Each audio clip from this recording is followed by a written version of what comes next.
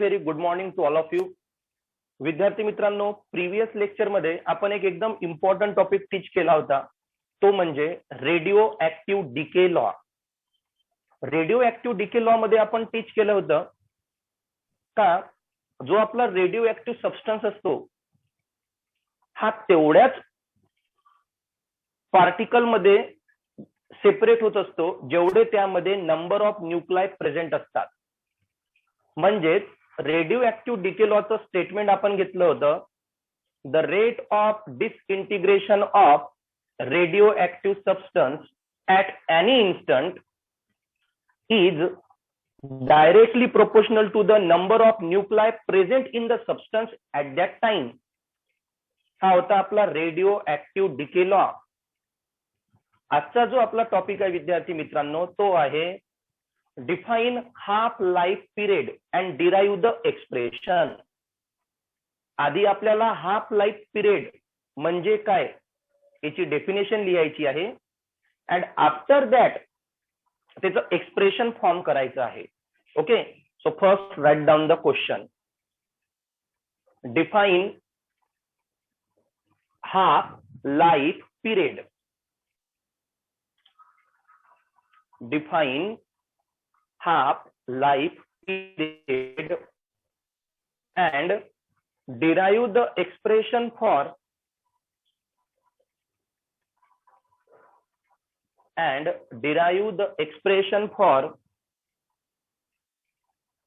half life period.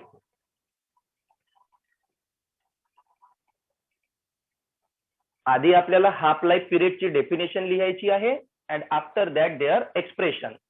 See here carefully. हा suppose आपला radio active substance आहे. या रेडिओ ऍक्टिव्ह सबस्टन्स मध्ये 4 न्यूक्लाय प्रेझेंट आहे. किती न्यूक्लाय प्रेझेंट आहे? 4. तर हा 4 पार्ट मध्ये डिवाइड होणार.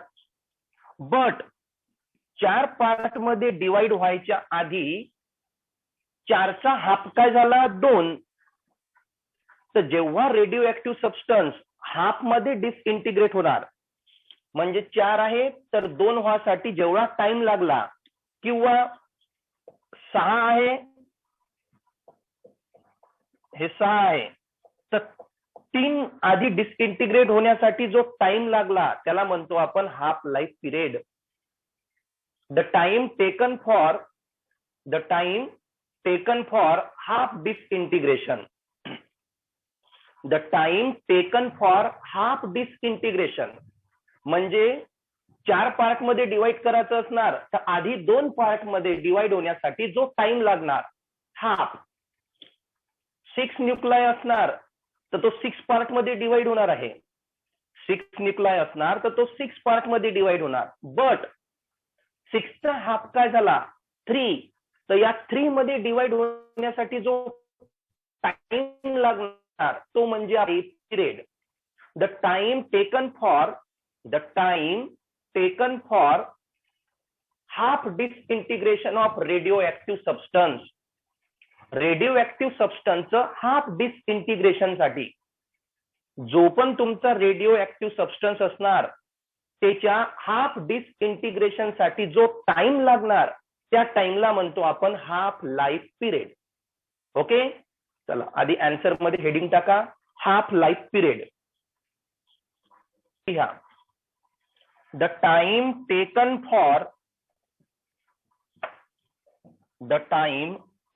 For half डिसइंटिग्रेशन.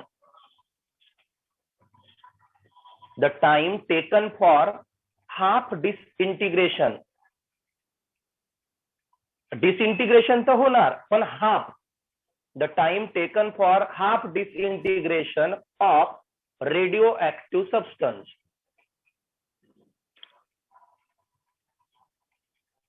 The time taken for half disintegration of radioactive substance is called as half life period. Okay. आता बोर्ड कडे लक्ष द्या. आता घेऊ आपण एक्सप्रेशन. एक्सप्रेशन पण खूप सिंपल आहे. Just see here. We know that we know that, काल आपण मॅथमॅटिकल फॉर्म डिराईव्ह केला होता. So we know that n equal to काय होता, n0 into e raise to minus lambda t. n equal to n0 into e raise to minus lambda t हा कालचा mathematical form होता. For half life, for half life period हा झाला आपला total number. Half life साठी काय होणार, initially किती असते, n0. इनिशियली आपण कालच शिकलो असतो n0 होते, आणि हा म्हणजे आपला ऍट टाइम t. तर हाफ लाईफ साठी काय घेणार मी, हा जो t आहे याला डिनोट करणार t हाफनी. For half life period t ला कशाने डिनोट केलं, t आणि बेस मध्ये हाफ. आणि हा जो नंबर ऑफ ऍटम आहे याचा हाफ म्हणजे n इक्वल टू याला डिनोट करण मी n0/2 नी. n0 हा इनिशियली आणि त्याचा पण हाफ, तर n0/2. नाव n च्या ठिकाणी येणार n0/2 equal to n0 into e raise minus lambda. T च्या ठिकाणी येणार t बेस त्याचा 1/2. n0 गेट कॅन्सल, हा राहिला 1/2 equal to e raise to minus lambda base 1/. First write down this fast.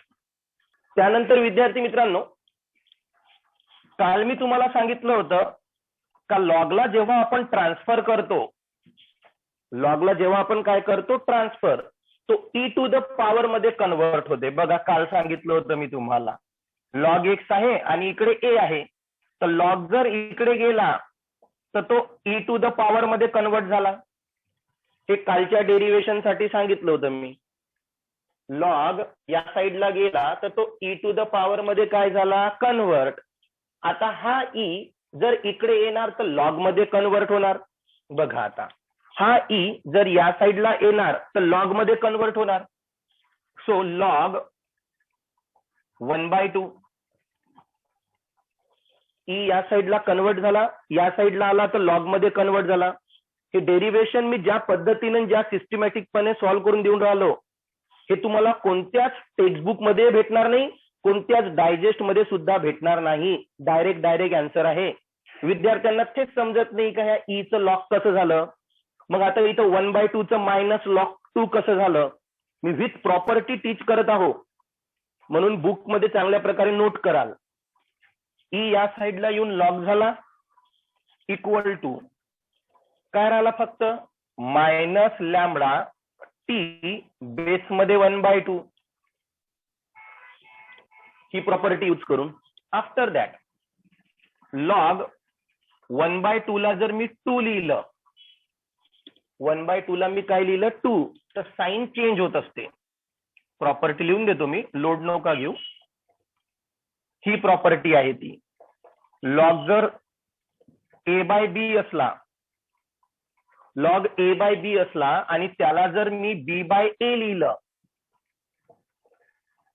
a/b ला जर b/a लिहिलं तर साइन काय होत असते, चेंज. म्हणजे प्लस असेल तर मायनस होणार, मायनस असेल तर प्लस होणार. तर इथं लॉग 1/2 होता, या 1/2 ला मी फक्त लॉग लिहिलं 2. लॉग 1/2 ला काय लिहिलं, लॉग 2. तर प्लस साइन काय झाली आपली, minus. So minus minus get cancel, lambda या साईडला जाऊन डिवाइड होणार. सो टी बेस मध्ये 1/2 इक्वल टू काय येणार, log 2 upon lambda. After that log 2 ची व्हॅल्यू, लॉग 2 ची व्हॅल्यू असते 0.693. लॉग 2 ची व्हॅल्यू आहे माहित पाहिजे. लॉग 2 ची व्हॅल्यू 0.693 अपॉन लॅम्बडा. आणि हे झालं विद्यार्थी मित्रांनो तुमचं expression. This is the expression for half life period. अशा प्रकारे हे खूपच सिंपल असं एक्सप्रेशन आहे. काल जे मी डेरिव्हेशन घेतलं होतं आणि हे आज जे डेरिव्हेशन घेतलं यावर डिपेंड प्रॉब्लेम सीईटी मध्ये सुद्धा विचारले जातात, जे खूपच जास्त इम्पॉर्टंट आहे. म्हणून हे दोनही डेरिव्हेशन विद्यार्थी मित्रांनो चांगल्या प्रकारे कराल. Okay, thank you.